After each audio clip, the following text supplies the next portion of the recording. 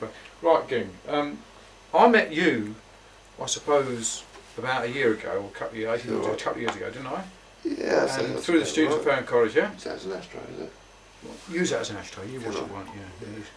We don't normally have ashtrays. No, I apologise. But you know, a reason why I've asked to talk to you, Ging, is because you know what the score is about heroin and stuff in Stubbington in particular. Oh yeah, because I've, as you know, I've been made this video about drugs and stuff, and the people at the council and the people that have written to me don't really believe the drug addiction and the problems with drugs are really as bad as I've actually made out. I haven't tried to make out anything out. Well, I brought you along because you're from Stubbington. You're 22 years old. Indeed. When were you born? 1979 in Stubbington. I was raised there all my life. In Stubbington? Yeah. Do you mind telling me where you live? Ferncroft Close. It's a nice little cul-de-sac off one of the main roads. What schools did you go to when you was there? I went to Crofton Hammond Junior School, where I was a nice young lad, free from the depravity and trappings that was to later ensnare me. Really? And can you name me a few of the students that knew during that time period at school? So we've got some history. This video is going to go out to Stubbington, all around the video shops. People who know me. Name a few people. Not that you're going to. Off my head, friends. I mean, these people are completely not drug users. That's right. That's right. I don't mean to incriminate them at all. Jeffrey Arnold, James Oldest. These were my friends at the time. Any girls then at that time? Actually, I was a very lucky young man. When I was 10, I had a 13-year-old girlfriend. So junior. Which was, I was the man. Everyone in school was like, oh, praise down, oh God, you've actually put your hands up a woman's pussy. Yeah, man. Oh no, don't talk that. No, it's all wet in there. there. Cut out the video. Sorry. But I was the only person. Go to schools actually. Oh yeah, right. I was the only person to have had this kind of sexual encounter at this age. Did they call you Ging then, or did you have a No, I was just Jamie back then. Just pure old Jamie. I expect a lot of people call me Ginger and the associated nicknames that go with it, but as a name, my moniker was my name, Jamie. Did you smoke? Did you smoke cigarettes then? I did actually. Towards the end of junior school, I started to smoke. I mean, this is a point which I suppose is a issue for the psychiatrists. My parents actually split up in my final year of school. How old are you? I'd have been 10 at the time. 10 years old? And my parents split up. My dad actually being the chief operator in the Hampshire Drug Squad at the time. Is that a policeman's job? Yeah, police drug squad. So. Really? A very high-powered job? And your mum? What was your mum doing? My mum was a housewife at the time. House technician or something like domestic technician, they call them these days? Well, I just call her my mum. Your mum, yeah. She cooked dinner and she ironed me clothes and shit. How'd you get on with your mum? Like that. Back then I got on with her fine. How about your dad? Really well. We were a close family unit. And you were 10 years old? Yeah. And a split occurred in your family? I was a very aware 10-year-old, sorry. Most kids at 10 are kind of fumbling their way through He-Man comics. I was reading Lord of the Rings. Oh, brilliant. That's a lovely book. Yeah, it's superb. Have you read any C.S. Lewis books? Yeah. The Narnia stories? Narnia Chronicles. Brilliant stories, aren't they? Superb. He was an opium addict, C.S. Lewis. I didn't know that. She was, sorry. She, C.S. Lewis. Yeah. And my dad left, and I remember coming home and my dad putting all the stuff in the car and my mum shouting, "Why, you bloody scumbag fuck, go up to your ready-made horse," kind of thing. Oh dear. And so, I've got a younger brother, 3 years younger. Yeah. And you're the eldest then, yeah, right? I'm the eldest, yeah. And he had to come home to all this. Oh dear. I had to come home to it, but Yeah, I was a bit more clued up. It didn't actually bother me at the time. We wasn't aware, really. I wasn't aware of it bothering me. As I say, Not the that's ramifications, where it becomes an issue for the psychiatrists and the psychologists among people. But so your dad cleared off? Yeah, he moved over to Portsmouth. He kept contact. We stayed in touch. And with my dad being a drug squad, it's the most natural thing for a child to be interested in their father's work. Well, if you knew about it, of course you would be. That's right, and I mean, drugs were something that was just interesting. All my friends' dads, they... Did you admire your dad? Yeah, very much so. Yeah? I mean, he was going to work in jeans and a t-shirt with long hair and very into his music, and he was going down, kicking down doors and tackling people, having shotguns held to his head and things. So I thought you would have thought that exciting, wouldn't you? yeah, it was great. It's brilliant to have my dad telling me all You these tell your kids at stories. school what your dad was Yeah, like. that's right, Yeah. exactly. And so I became very interested in drugs from a young age. This remained dormant, I'd say, up until the age of 12, when, I mean, I remember being... That's 2 years on the line, this is. this is moving down the line a bit, and so in the last year of school I actually started smoking and drinking. How you want to correlate that to my father leaving is, as I say, an issue for the psychiatrist, but I was smoking and I got drunk for the first time at the age of 10. But that's because I was hanging around and going out with a 13-year-old girl. Yeah, of course, yeah. I mean, yeah. she was starting to Yeah, drink, so their I started habits, their early. behaviour, you're download them, right. yeah. And Was your mum aware of this? yeah, and she stopped me going out. She tried to stop you? Yeah, she tried her damnedest. Could you stop you? No. I mean, I'm not going to speak too much about my mother. No, don't. Because No. She did the best she could, obviously. Yeah, oh God, yeah, she didn't do a thing wrong. But, I mean, she wasn't the most stable of people, to be honest. She's upset with the broken home. That's and everything. right, she had to go yeah. through a lot. Yeah. And I think she felt very alone and scared at the prospect of having to bring up 2 children Definitely, on her own. Absolutely. What does the future hold, Of course, etc. And how is your mum at the moment? Is she married or single? Single still. Yeah. How old is she? 40 something. She's a young woman still. Oh yeah, youngish.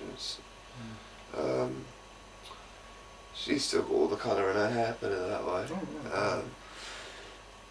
What colour is it, by the way? Ginger. Is it really? Yeah. I wonder why. That's quite yeah. Does she have a temper like that? I mean, they say with ginger hair, they fire a temper. Where's she from? Fairham. Well, actually, she was I mean, born in Aden in Hong Kong. Oh, really? Yeah. So, my grandfather was from a naval I reckon background. Ginga women, we've got a fiery temper. Oh yeah. Is it true? Yes, it is. I've had numerous objects hurled at me at full throttle, usually followed by a profuse apology. I was never attacked or beaten, but there were times when the tempers flared and a quick duck was to avoid a bottle which was flying over the top of my head and going straight into the wall behind me. So you're getting onto your story. Yeah. 13 years old, 14, drugs, smoking, whatever. Let me just add a little bit, which probably puts it in context. In the first year of senior school, which was Crofton? Crofton, yeah. People were very conscious about drugs use. I mean, because we could see the people in year 9, which is 3 years above, starting to use drugs. Yeah. In year 7, I remember being very anti-drugs.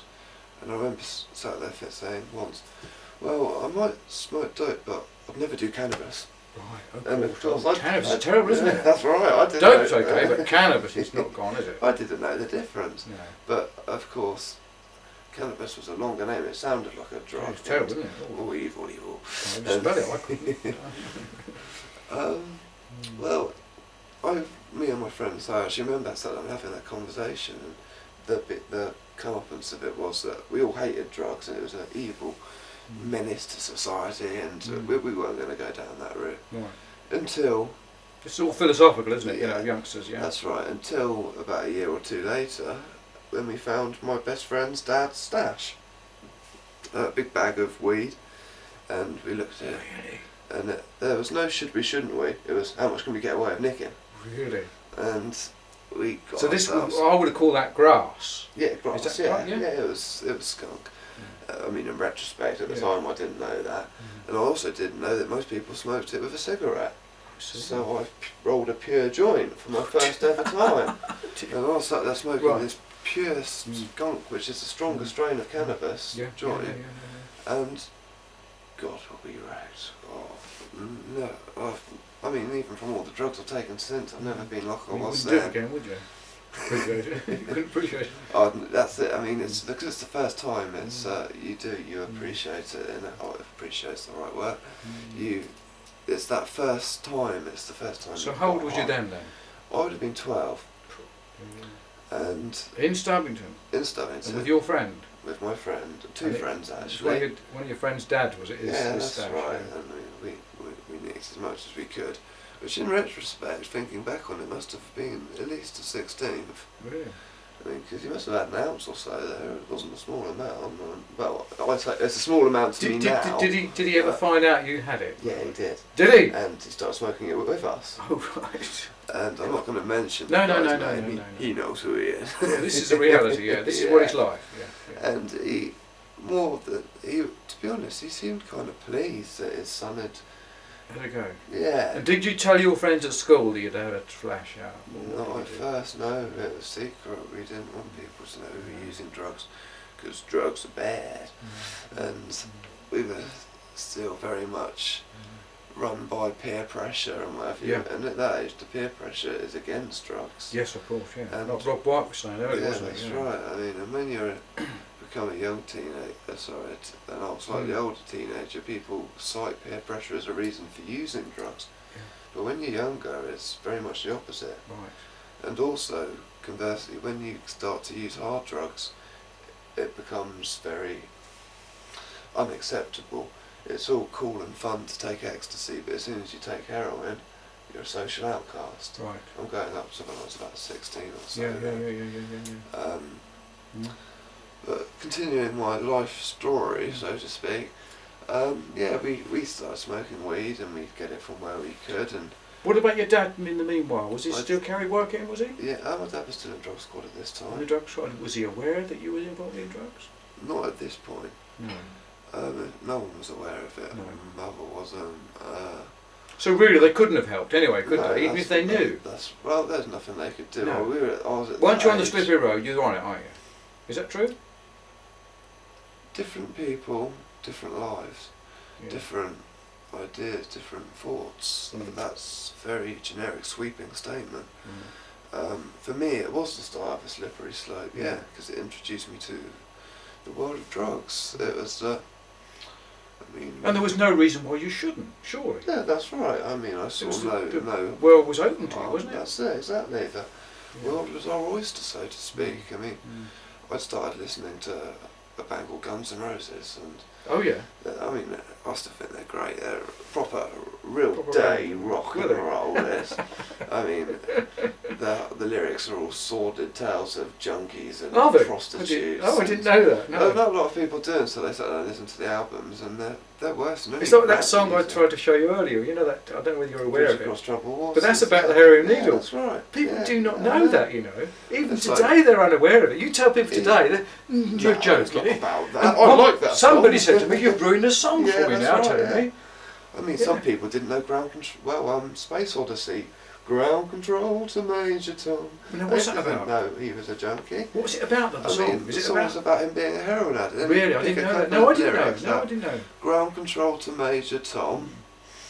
I mean, Strawberry And we're Fields. I floating mean, in the Strawberry most- Fields is about LSD, surely. Yeah, but I mean, to go back to Major Tom, I'm floating in the most peculiar way, Right. and everything looks very different today. Yeah.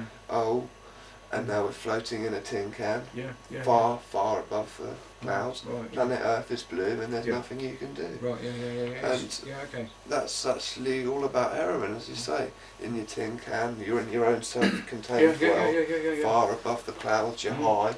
It's all metaphor and innuendo. Right. Yeah. And then when Bowie released another song where it was ashes to ashes, funk to funky, we know Major Tom's a junkie, and that was the first realising It was of admission to the Major Tom from Space Odyssey was a junkie, Right. Yeah. and that's where it came from. Yeah. And I was leading to a point that say with Guns N' Roses. I was asking you about your dad. What did he think about you? Did you let him know you was on drugs, or what? How did it Not go at out? this point. At this point, I was smoking cannabis, and at the age of 14 or so, 13, 14, I was caught. When I found a small amount of cannabis, and that was it. That was. She went up the wall, didn't she? Oh, she did. She was not impressed. And how did you defend yourself against it? I'll do what I want to do. I'm a sulky Kevin teenager. I'll do what I want to do. And it's a very much, and then it became a kind of thing of rebellion. And all my heroes had used drugs. Look at the music. I mean, Examples. Slash, Is that a band, is it? Moody? Slash was Slash was the guitarist for Guns N' Roses. Right. Complete heroin addict. Drank Jack Daniels and smoked 20 Marlboro a day. When I listened to Appetite for Destruction for the first time, which is their debut album, I went out, got a packet of Marlboro. Oh right, Jack Daniels. Okay, right. So this is peer pressure, isn't it? You want to emulate them. Yeah, but it wasn't my friends. It was me and one other friend. Yes. It was just me and him only. We Yeah, kept yeah, it kind yeah, of secret. yeah, It was a very kept it to ourselves kind of thing. When you say we, you mean you and him? Me and my friend, yeah. That was you. No, me and my friend kept it between the two of us. We were using Right. Okay. alcohol, cannabis, and what have you. And I thought your friend was the Guns N' Roses geezer, but it's your real friend, a real personal friend. Yeah. Right, okay. And we were So you together. we were emulating. Yes. Slash. And to be fair, we went out and bought a guitar as well. Yeah, of course so you do, we learned to play the music. And they wear the same clothes. Oh yeah, that's right. Yeah, I mean, God, I'm Did sat you here learn in all the lyrics of the song? 2002 wearing flares. Learn the lyrics of the songs, did you? Yeah, that's right. And I mean, I'm just trying to see how wide they were in the 60s, but these are quite fairly big ones. and there used to be a time when the trousers used to be wide at the top as well. Do you remember that? Yeah, right. Before my time, I didn't know the style you mean. Yeah. So you and your friend were doing it together. You got captured by your mum. You defended yourself. And she told my dad. And my dad said, "So, what are you doing then, boy?" And it was like, "Well, I'm smoking cannabis. You doing anything else?" No. Seriously, Jamie, you doing anything else? But you wasn't though, was I it? wasn't at the time. No, Dad, no. Did you take pills?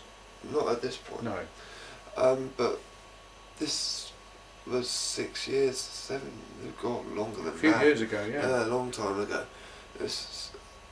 They weren't so acceptable as they are now. No. Ecstasy is a very socially accepted thing amongst youngsters nowadays. But back then it wasn't at all. No. It just really started to become commercialised in the dance movement and music and what have you. And so my dad said, "Right, okay, as long as you're just smoking dope, just be bloody careful." And he said, You couldn't have done much about it, could you? Let's face it. He didn't live with If me. if he'd have said no, you mustn't do it, you would have said you're not doing it. I don't know. And you would have kept it from him, wouldn't you, or something? I would have tried to hide it, yeah. Yeah, you would have Which hidden I it. did with my mum. Yeah. I told her I'd stop. Right. Because my dad, I could be a bit more honest and open to Okay. him being in the drug squad. He knew the score. Was he concerned about his job and the ramifications of it? At first, he did mention it to me. He asked you to consider him, did he? Yeah, right. But he also wanted to emphasise the fact that he cared more about me than he did about his job. Brilliant, so that was his point of focus. Good, yeah. The point I was going to make. Well, that's the point isn't made anyway. Well, my father, the first thing he said was, "I'm going to teach you one thing, Jamie. Don't trust anybody. Right. 90% of the people I arrest, grass. That's right. True. They give information. Absolutely true. And as I said, even if they seem to be your best friend, don't trust anybody." And that bit of information has stuck with me. Stuck with you, yeah. Right through it, and that's the. And then my dad took me. That's what I was going to say. He took me to meet a friend of his, a man by the name of Paul. Well, his name's Paul. I was going to say a surname, but it's irrelevant. And he's in his 40s. He grew up with my dad. They were best friends.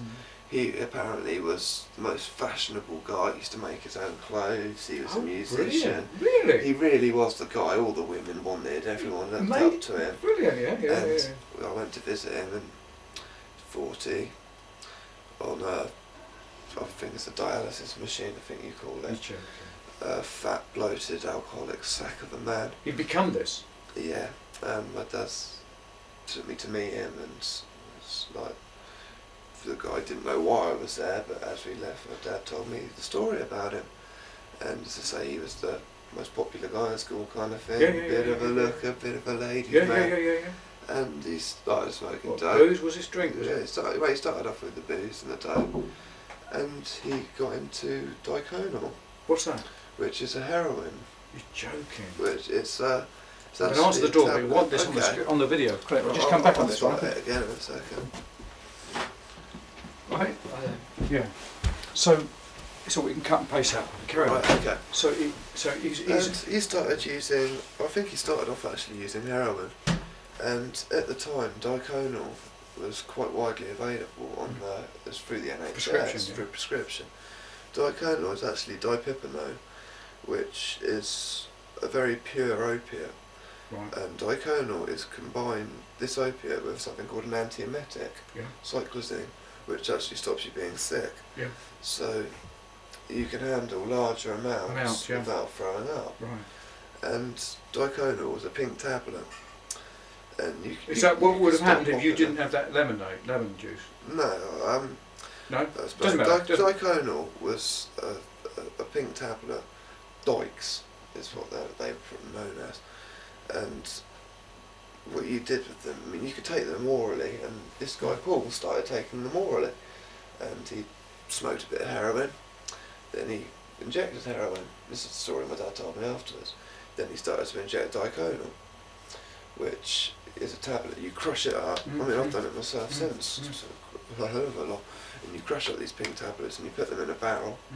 You put up boiling water and just shake the shit out of it, and it kind of dissolves. I mean, there's none of the filtering process you watched me do earlier. There's no breaking down. You just get it in boiling water, shake it and shake it and shake it and shake it. I mean, crush them up until it goes cool. Because if you inject hot liquid, you're gonna die. So if it's like a hot hit, you're dead. It gets into your heart, into your brain, and gone up. But he'd got addicted to diconal, and it had turned this fashionable, wonderful man into the bloated sack which lay before me. You met him? Then I met him, and this was to scare me off it. Where was this? This was in Portsmouth in a council flat, and he was living with his dad still. And you was aware of this? I was aware. I mean, I gave a very detailed explanation of it there. This is only through retrospect and hindsight. But at the time, all I knew is that this very sad, lonely-looking man. It ended up like this. It ended up like that from what he was. Is he alive now, or is he dead? He's actually told if he has another drink, he will be dead. Not just the doctors say so kind of thing. You drink, you will die. And so he how did that affect you? everything. Introducing this disease, man. It was a good story to tell on my mates. That's all it was. Because at the time, I'd never pictured myself going down that route. I smoked cannabis at the time. I drank. Okay, my heroes were a bunch of proper drug users and what have you, but I always thought heroin, never. Not going to be me. Other people maybe, but not me. And so when I went and saw my friend, I told them all about this filthy junkie I'd met. Right, oh yeah. And it was... You'll never go down that route, will you? Yeah, that's right. It's like cannabis, isn't it? You wouldn't smoke that, would you? Oh God, no, but dope's alright. But yeah, as you say, I went back and I told my friends about it, and they were sat and listened with interested ears, and it was just, it swept to the back of my mind.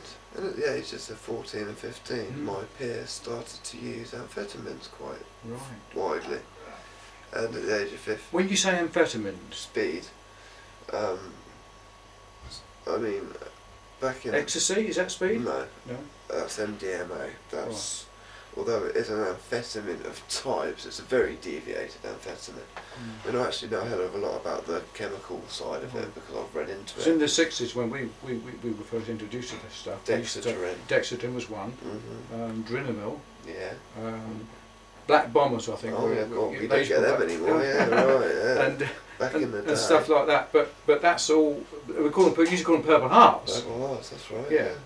But that's all. That's all it was, you know. Anymore. I mean, amphetamine at the time. And they were slimming pills. That's right. Oh God, what's it? Tombstones. Oh, what are they called?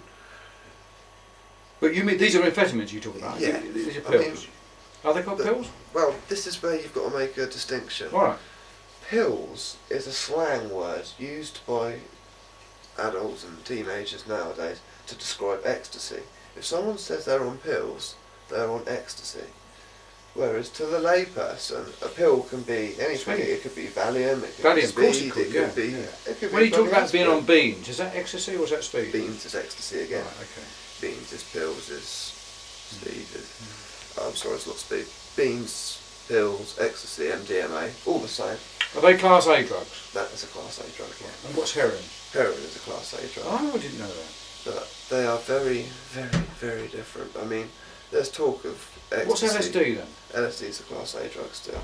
But the drug classification rules are bloody stupid, to be honest. Yeah. How you can equate LSD to the same damage that heroin does is beyond me. Okay, I understand the psychological ramifications that long-term LSD use can have, but at the end of the day, acid is a bit of fun with your friends. Heroin is a soul-sucking means to an end. Devastating, isn't it? Really, the effect of it. Well, it is completely devastating. I mean, talking on the record, like, some of these books, like Lewis Carroll was a former writer. He wrote the book called Alice in Wonderland. That's right. Now, how do you think of that if I put to you the proposition that he was on LSD? Well, it was oh god. I want to finish my sentence before I start. Begins with an M, bloody hallucinogenic. Do you know?